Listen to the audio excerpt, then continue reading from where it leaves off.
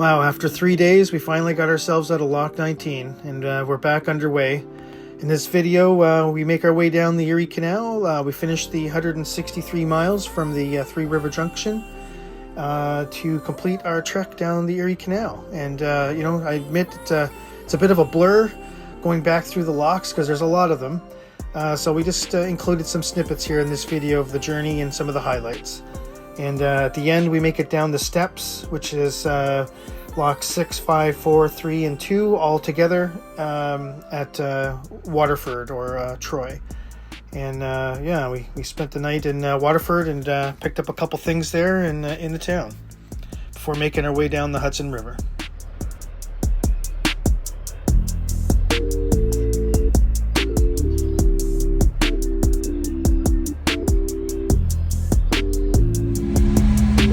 They spend a fair amount of time avoiding debris like this in the canal.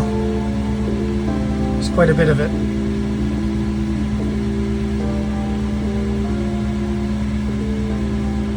This is Lock 17, and it's 40.5 feet drop. We're going to be going down for a while. We had an awful tailwind coming in. It's very hard to slow the boat down, so you just got to come in slow, but the wind does a lot of blowing, and the mast was over the top of the lock here. Yeah, so just feel the wind, It's gusting. It's funny, you'd think that we're shallow in like the two doors are closed, but it's still windy in here, blowing the boat around, and then we've also got wind or the water doing that.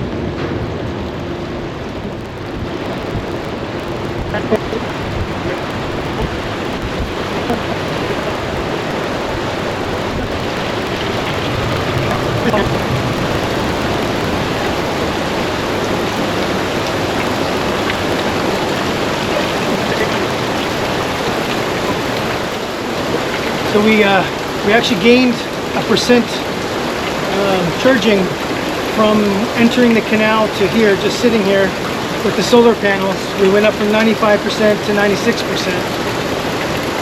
We've got 8 amps of charging coming in at 53.9 volts.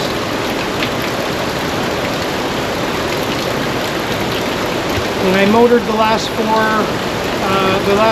2 miles.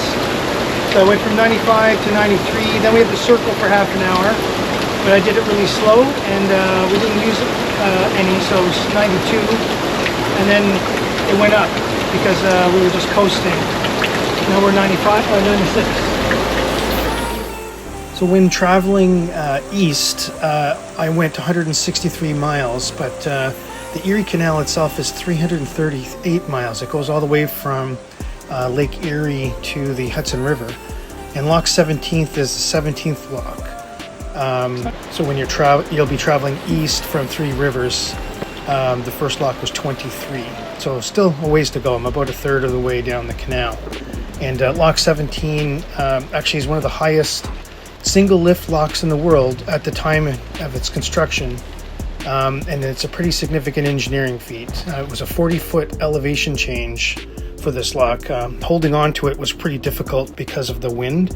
Somehow the wind in this little area was really channeled, and I think it's a piece of the Appalachian Mountains here.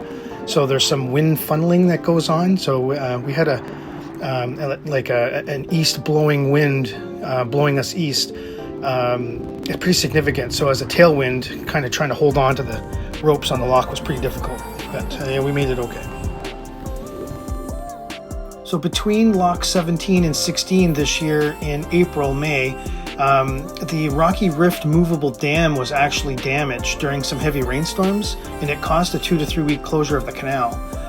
We were lucky because it was, I guess, reopened tentatively June of 2025 to let us through. Otherwise, we would have been not able to complete our trip here this year.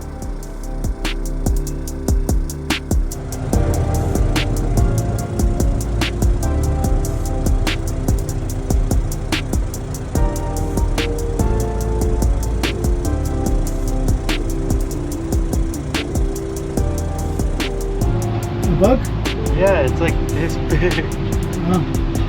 Throw it overboard.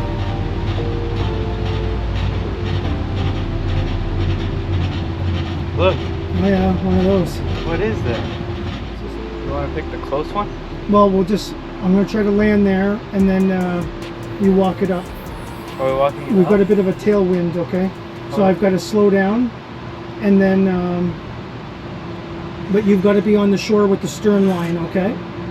And then you wrap it around the bollard. Are we walking it up or bringing it back? We'll walk it up after. I'll come up front with you. No, but I'm asking, are we walking it up or bringing it back? We're going to walk it up. So Mark goes behind it? Yeah. So we'll go up 2 bollards. So we'll be on the 3rd bollard again, like last time. Okay. Do I have to take both lines again or no? It's probably advisable, but if you don't think you can handle it, then just do the stern, but just put the stern first.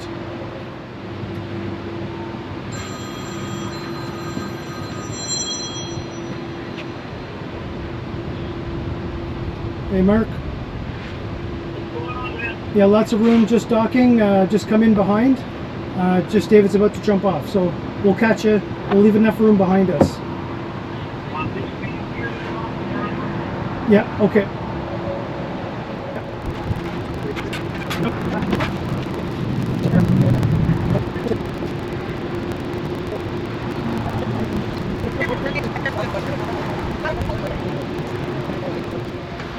I guess you didn't get all that, eh? Battery dead again. Well, we docked successfully at Lock 15. It's a nice little park. They got trash, they got water, they got outhouses all over the place. So they're having this festival here tomorrow. So we're just gonna chill. But apparently there's ice cream here, so we're gonna go for an ice cream.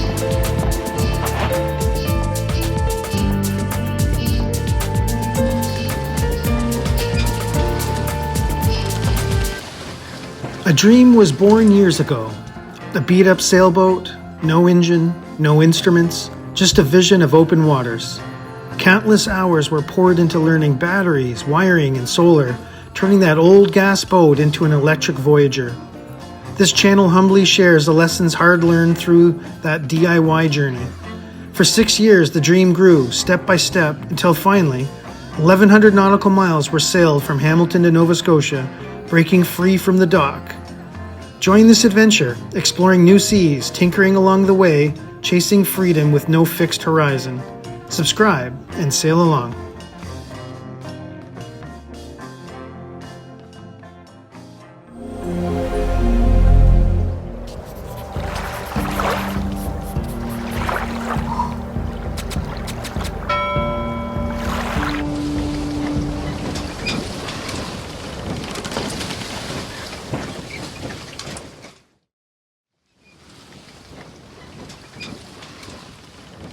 This is where we slept. David was snoozing here. I'm snoozing over here. I've got my tea boiling. And just about to go up here and take a look at there's like a little mist or steam on the water. This is Lock 15 right there. We've got a few to go today. I'm going to try to get to Lock 10 today at least. Maybe Lock 9, I don't know, but we'll see how it goes. Right now I'm just going to get the generator hooked up. We're down to 88% power.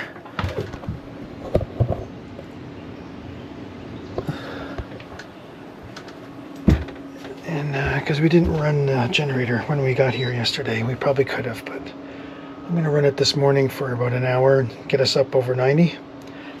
And then we'll carry on from there.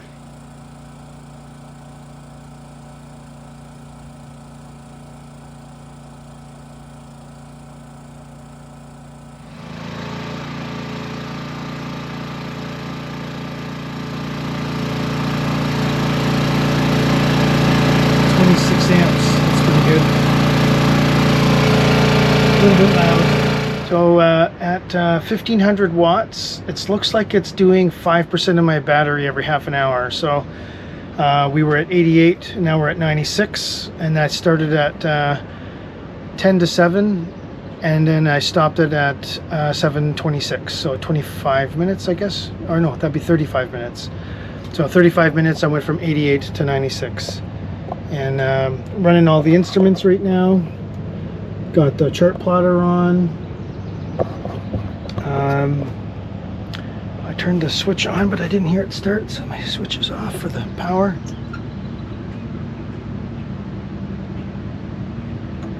Okay, nope, that didn't turn on. I thought I turned the key on, but maybe I didn't. Nope. Alright, the key on.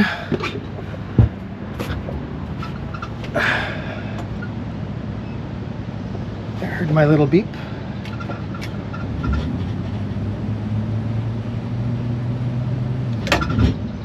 I always do a little test just to make sure the motor's working.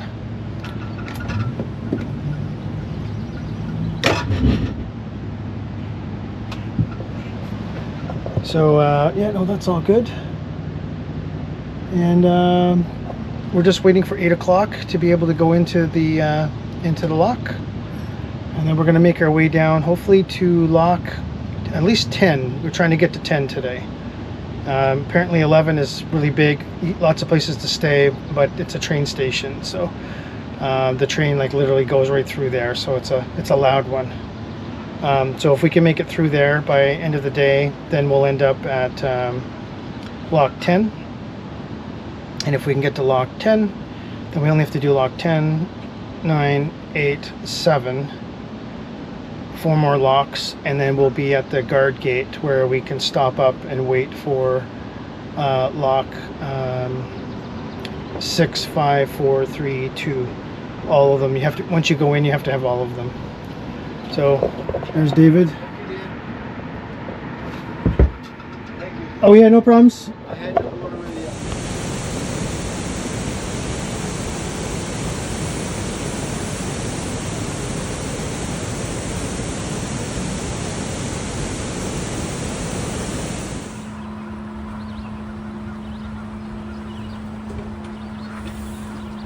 Just left lock 15, and it's a pretty quiet cruise over to lock 14 this morning.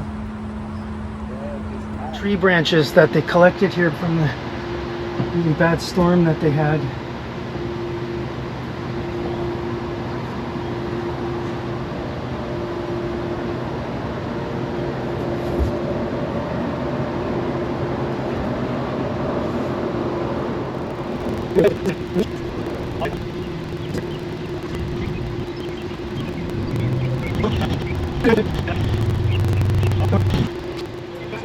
This lift is also 8 feet, so the rope's not going to be very long. Yeah, you're gonna have to pass me, pick mine, and then let the boat come to a halt, and then pick yours. Okay? Yeah.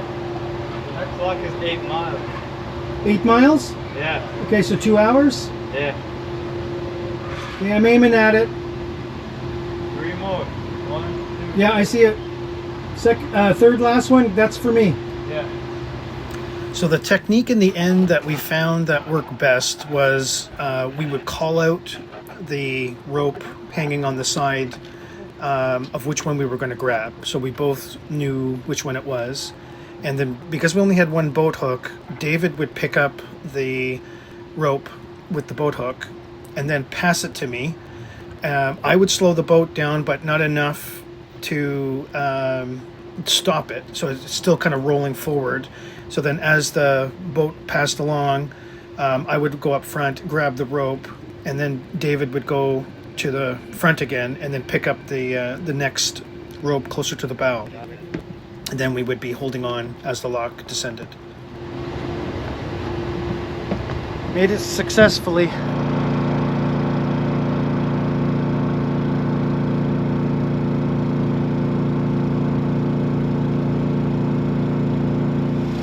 David's keeping himself busy, working out. One thing to note about these locks too, we did find it easier to descend than to ascend, and it was just purely because the mast hanging out over the front of the boat actually encounters the wall when you're low going up. But when it's up, like at Lock 14 here, the mast can go over the wall and it doesn't hit. So we weren't damaging the masthead, by anything, by accidentally hitting the lock. Basically, it cleared the wall on the left. But in the lower locks, as like going up the Oswego Canal, we had to be really careful because the mast would just hit the wall. On approach to Lock 13 right now. We called ahead on the phone and he answered, so that's great. He says he sees us coming, he's getting the lock ready for us. So we're just going to keep going up and then kind of slow down and hang out there in front until we get the green light. David and I are going down Lock 13, Erie Canal, and we've got to make it as far as we can today. We'll see how far we get, but it's a beautiful day. Not too much wind today, so it's a little bit easier in the locks. And going down the locks is different than going up the locks. When you're going up, there's a lot of water pressure pushing the boat around. So it's a little bit more complicated, just keeping the boat off the wall. But right now we seem to be doing okay. David's got the hook, the boat hook. And I'm pushing off the wall here, keep the stuff on the back of the boat from touching.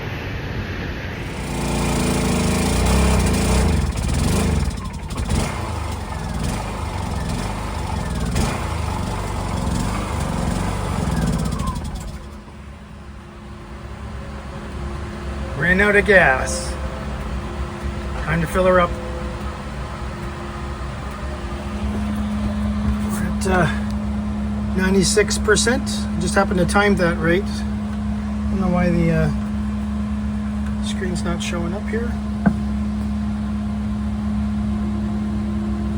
That's weird. There we go. 96%. Drawing 14 amps with the sun, so everything's kind of moving along like it should. Really pretty here in New York State, Erie Canal. We're between 13 and Lock 12.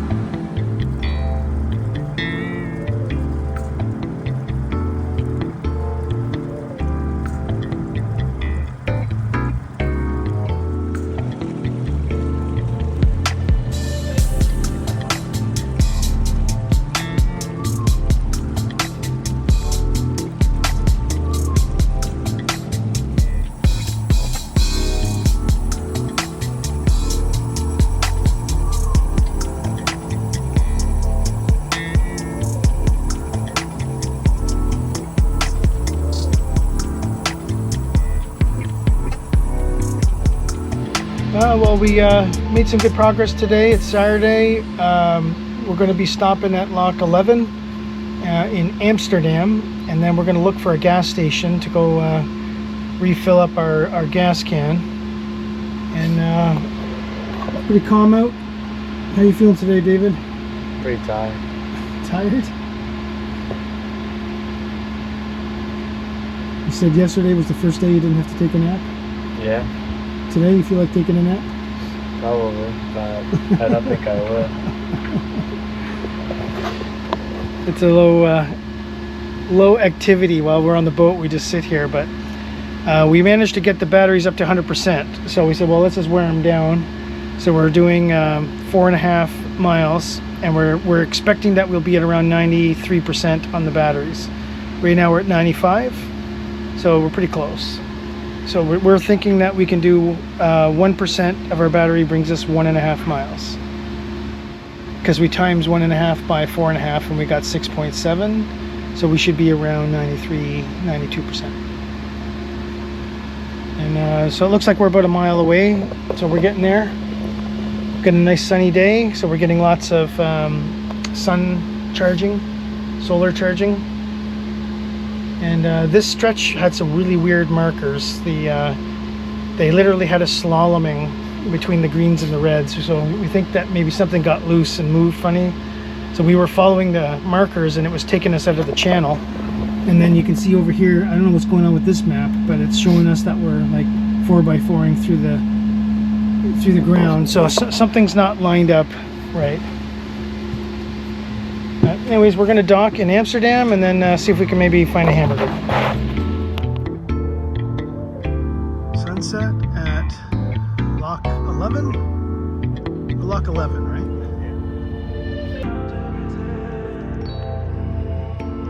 Lots of boats picking up some power and some safety on the free wall. There's Lock 11. We're going to go through there in the morning.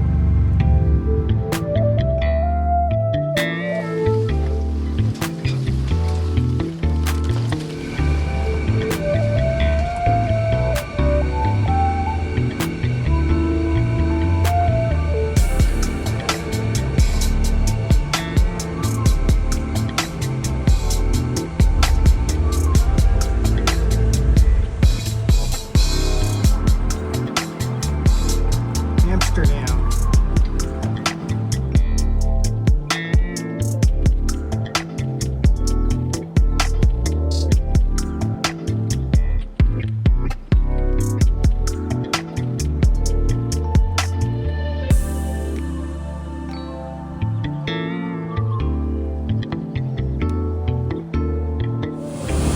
Lock 10.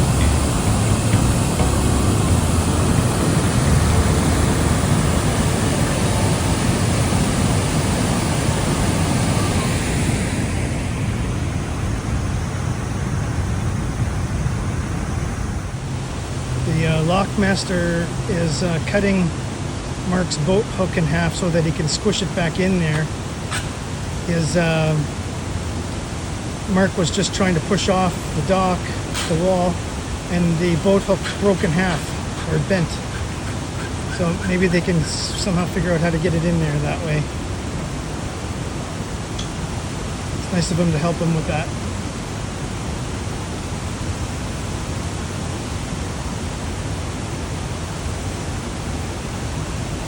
See if you can get it back in.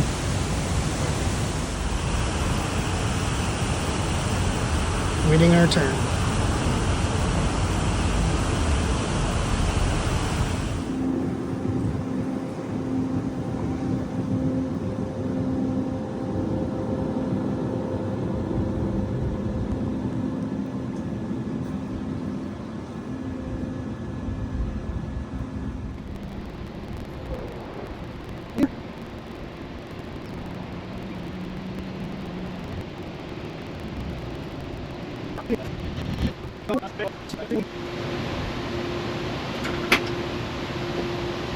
$10.8 miles to the next one. 14-foot drop and 10.8 miles to E7. Close enough to grab those? Yeah, but keep going. We're not there yet. Okay, yeah. Can you pick mine for me? Yeah, I will. Thank you. What you doing, man? Oh, it's grabbing these two. It's okay. We can grab Let's this. just grab these two. Sorry, I couldn't see that far.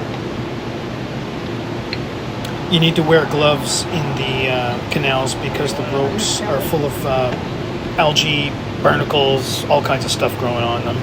I shredded 2 pairs of gloves going through the canal. I'm gonna go help Mark. Keep an eye on him. He said if he's in trouble, we'll go get him.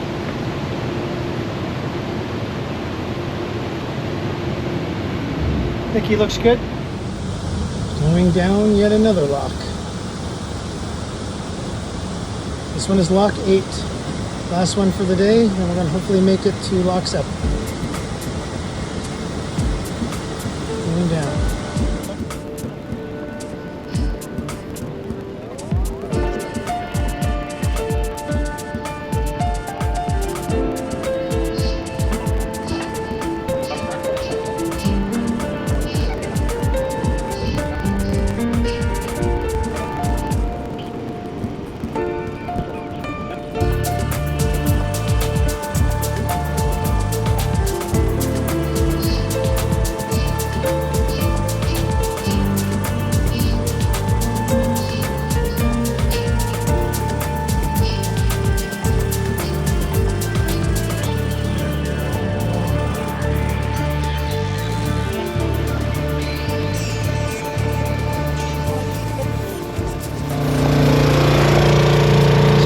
doing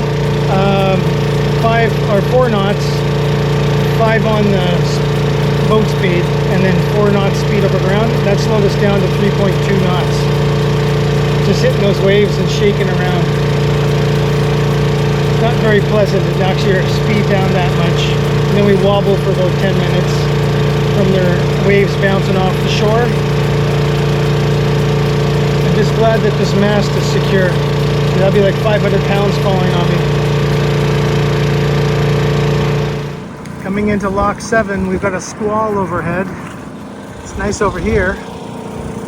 Maybe another one popping up over there, but you know, we've got some weather system here just popping in. It's pretty dark. So we're gonna go tie up on the wall. Hopefully we can find a spot there somewhere. We'll see.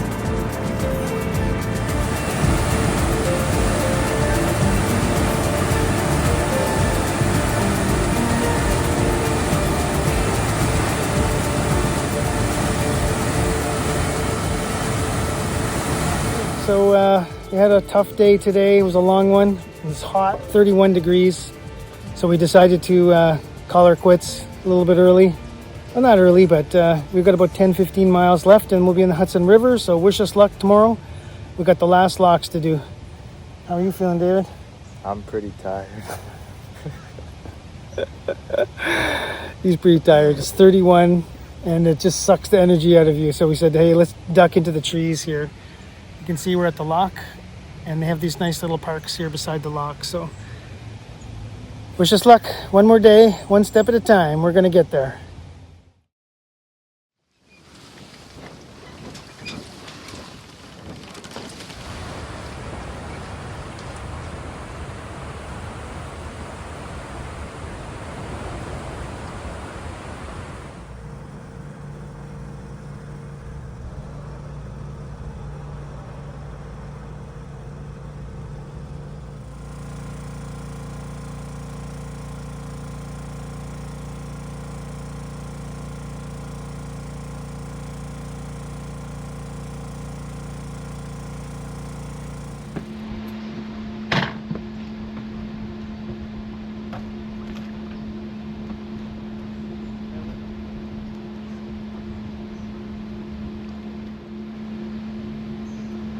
Slow down, they're gonna wait.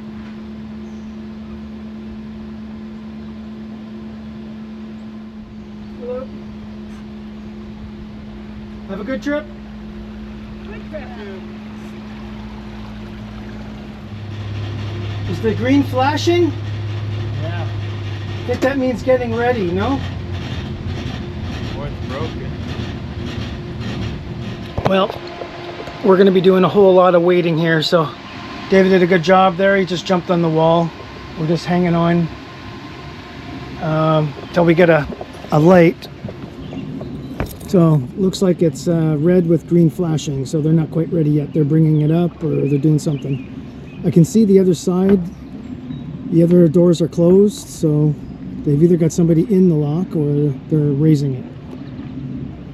A little confusing with a red and green light. No, I thought it was broken because Yeah, you're right, it was broken. the red blinks every once in a while too. There's a red one? The red light. Oh yeah, they're both flickering, eh? Look at that.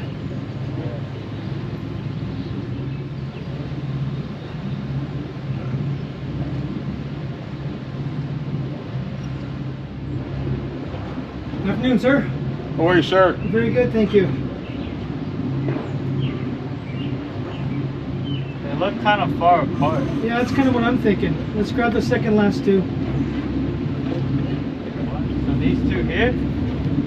Not this one, the next one's for me. Does that make sense? Well, no, then I don't have one. What? This one? No, this one here. What? The one I'm pointing at, this one. Right Yeah, here. that one.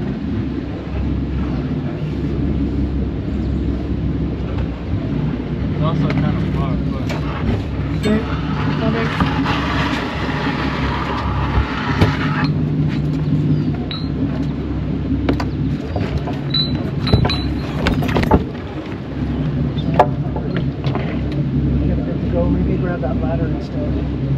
cable. Cable? Okay. Thank you, David.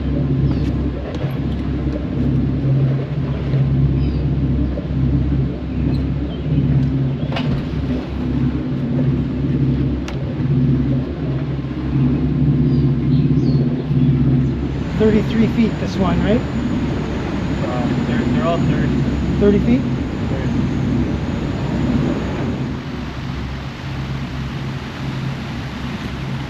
So before lock E6, there's actually a guard gate that you go through, and then once you go through that gate, you have to go through lock 6, 5, 4, 3, and 2 all in together. So they're all steps, and they're all about 33 feet drop, except for the last one, I think is 14 feet drop.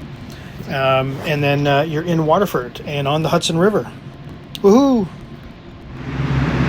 So we're descending lock 3 right now, and I just thought I'd point out some of the locks have cables that are inset, and most of the locks have these ropes.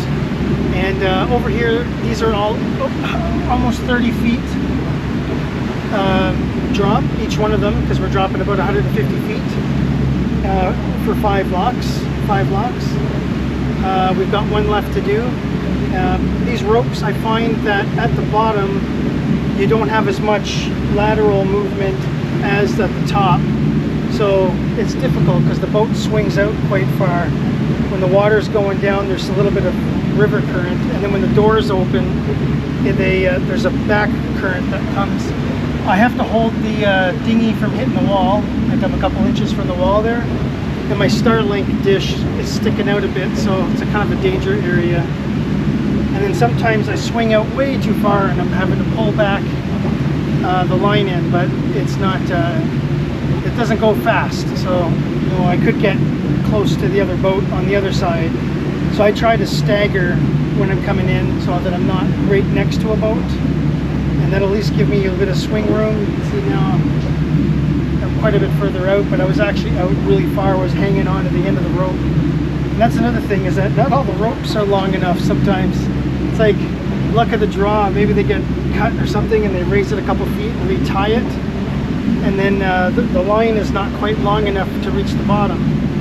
So it's just a shell game. I was hanging on to the tip of the one on the one wall, or one lock.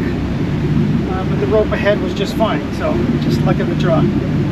Anyway, some of these rope sliders are a nifty thing, so you can run a line through and then just sort of slide down.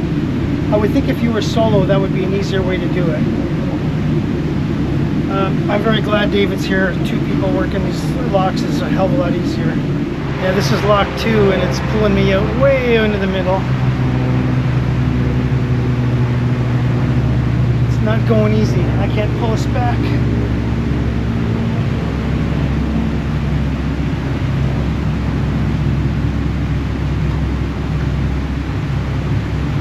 Okay.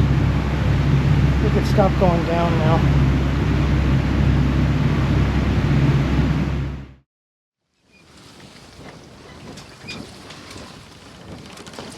We're just walking down Waterford. This is the free dock area.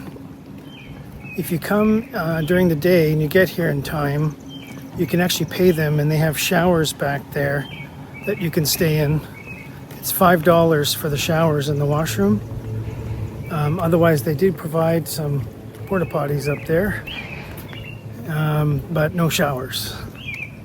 So we're just going for a little stroll, stretch our legs before we head out. And this is at the very entrance or end of the Erie Canal, depending on how you're looking at it. But for us, this is the end.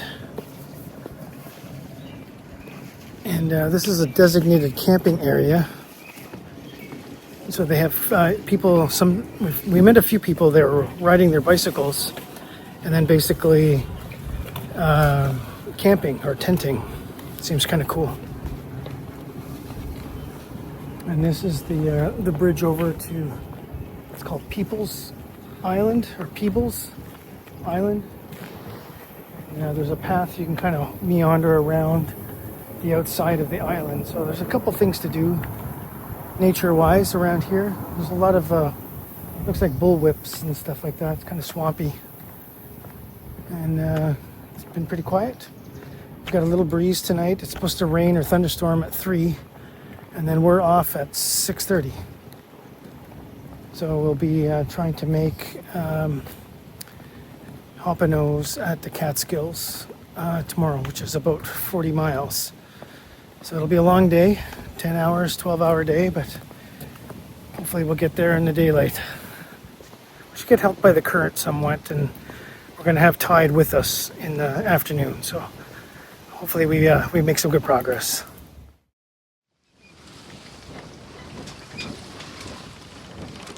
Well, we're leaving Waterford. We had a nice night.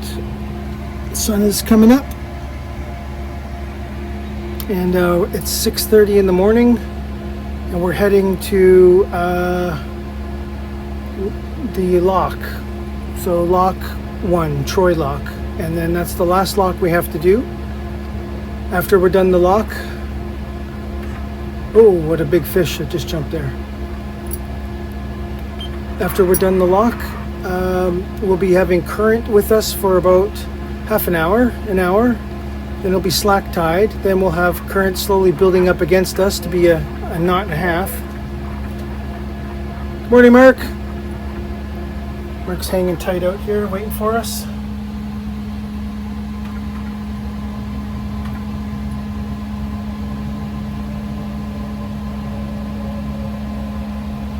And just going to follow these green markers. We've got about 3 miles to go to the lock from Waterford, 3.5. And then after the lock, just stay in the channel about 36 miles. So we're hoping to pick up a little bit of, it's going to be a long day because we're going to go slow against the current, but then we're going to have a, kind of like from the afternoon, around 1 o'clock, it'll start to switch. And we'll have current in our favor for the afternoon. So we'll probably expect to get into the marina at Hoppano's in the Catskills somewhere between 6:30 and 8:30. It's kind of our best estimate. We're not sure because we haven't sailed in tide before. So I used AI to give me an approximate chart. Seemed to work okay. But I'm just going to play it by ear today and we'll see what we feel.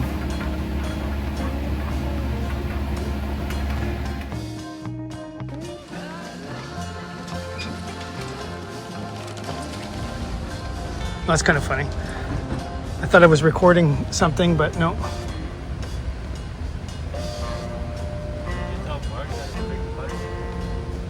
Yeah, I told him, yeah.